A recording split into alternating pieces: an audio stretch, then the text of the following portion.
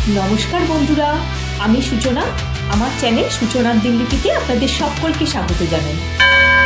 অনুষ্ঠান বাড়ি হোক বা রেস্টুরেন্ট, স্যালাড আজকাল খুবই জনপ্রিয়।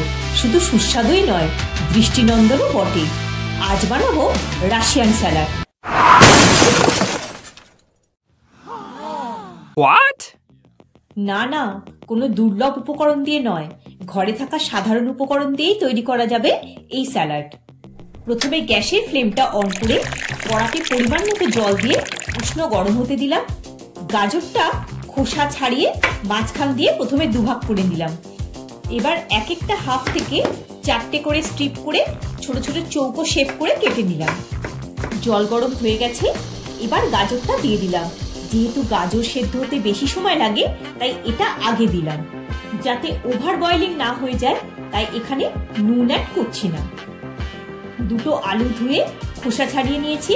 এটাকেও লম্বা করে দুভাগ করে তারপর সরু স্ট্রিপ করে চৌকো করে কেটে নিলাম। একটা কথা বলি, সব সবজি একসাথে বয়েল করা যাবে না, কারণ এক একটা সবজির বয়েলিং টাইম এক এক রকম হয়। স্যালাডে ভেজিটেবিলের টেক্সচারটা ঠিক রাখার জন্য আলাদা করে বয়েল করতে হবে। গাজরটা খুব বেশি সফট করার দরকার নেই, একটা টুথপিক প্রিক করলে ওটা ঢুকে যাবে, এই রকম নরম হওয়া দরকার। গাজর বয়েল হয়ে গেছে, একটা বড় ছাঁকনিতে নিয়ে নিলাম। 1/4 কাপ ফ্রেঞ্চ বিনস নিয়েছি, ছোট করে টুকরো করে। এবার এটাও বয়েল হতে দিলাম। একটা মিক্সিং বোলে মেজারিং কাপে 1/2 কাপ এগলেস মেয়োনিজ নিয়েছি। আপনারা এগ মেয়োনিজও নিতে পারেন।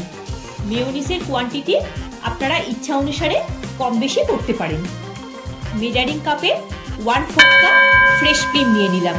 যে কোনো ব্র্যান্ডের নিতে পারেন, এটা স্যালাডে একটা ক্রিমি টেক্সচার আনবে। দিয়ে দিলাম 1/2 চা চামচ নুন, আপনারা স্বাদ মতো দেবেন। 1/2 চা চামচ গোলমরিচ, 2 চা চামচ গুঁড়ো চিনি। মিষ্টিটা আপনারা নিজেদের স্বাদ মতো দেবেন। ভালো করে মিশিয়ে নেব। স্যালাডের ড্রেসিংটা রেডি হয়ে গেল। অ্যাপেলটা কেটে রাখলে কালো হয়ে যায়, তাই এটা কেটে এই ড্রেসিংটাতে ডিপ করে দেব, তাহলে আপেলটা আর কালো হবে না। আপেলের দানাটা বাদ দিয়ে এটাও ডাইস করে কেটে নেব। আপেলটা দিয়ে ভালো করে মিক্স করে দিলাম। আনারস স্লাইস করে কেটে ছোট করে চৌকো করে ডাইস করে নিয়েছি। আনারসটা দিয়েও ভালো করে মিশিয়ে দিলাম। এবার যতক্ষণ না বাকি সবজিগুলো রেডি হচ্ছে, এটা কিছুক্ষণ নর্মাল ফ্রিজে রেখে দেবো, ফ্রিজারে নয়। বিনসটা বয়েল হয়ে গেছে, এটাও স্ট্রেন করে নিলাম। এবার আলুটা দিয়ে দিলাম। আলুটাও টুথপিক দিয়ে পাস করানো যাচ্ছে, এটাও স্ট্রেন করে নেব। লাস্টে দিয়ে দিলাম কড়াইশুঁটি, হালকা বয়েল করে তুলে নিলাম।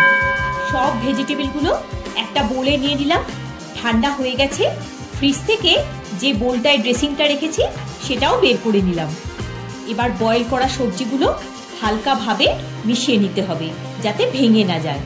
এই স্যালাডে শসা, পেঁয়াজ, টমেটো দেওয়ার দরকার পড়ে না, কারণ ওইগুলো থেকে যেহেতু ওয়াটার রিলিজ হয়, তাই স্যালাডের ক্রিমি টেক্সচারটা নষ্ট হয়ে যেতে পারে। কয়েকটা কালো আঙুর দিয়ে দিলাম। এটা স্যালাডের লুকসটা কালারফুল করবে আর টেস্টটাও এনহ্যান্স করবে। বাড়িতে অতিথি আসলে খুব সাধারণ মেনু হলেও সাথে রাখতে পারে রাশিয়ান স্যালাড, ডাইনিং টেবিলটাকে অসাধারণ করে তুলবে। স্যালাড রেডি, এবার সার্ভ করে দেব। এখানে নিয়েছি আইসবার্গ লেটুস, এটা অপশনাল, না চাইলে স্কিপ করতে পারেন। লেটুসটা দিয়ে বটম লেয়ার করে নিয়ে তার উপর স্যালাডটা সার্ভ করে দিলাম। কটা কালো আঙুর আর পাইনঅ্যাপেল দিয়ে গার্নিশ করে দিলাম। আমার চ্যানেলে সিরকাবালি পেঁয়াজের একটা রেসিপি দেওয়া আছে, চাইলে দেখে নিতে পারেন। ভিডিওটা যদি ভালো লেগে থাকে, চ্যানেলটা সাবস্ক্রাইব করে পাশে থাকার অনুরোধ রইল। সবাই খুব ভালো থাকবেন, সুস্থ থাকবেন। দেখা হচ্ছে পরের একটি পর্বে। ধন্যবাদ।